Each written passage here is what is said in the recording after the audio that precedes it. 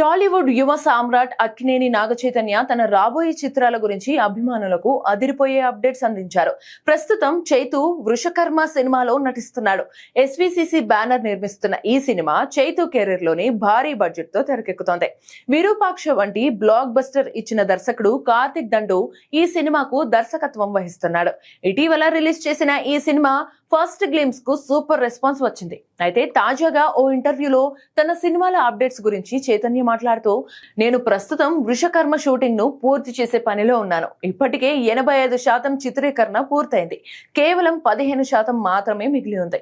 ఈ చిత్రం చాలా వినూత్నంగా ఉండబోతోంది. అలాగే విక్రమ్ కే కుమార్ దర్శకత్వంలో తాను నటించిన ఓటీటీ డెబ్యూ ధూత వెబ్ సిరీస్ కు సీక్వెల్ ధూత 2 కి సంబంధించిన స్క్రిప్ట్ పనులు కూడా ప్రస్తుతం జరుగుతున్నాయి.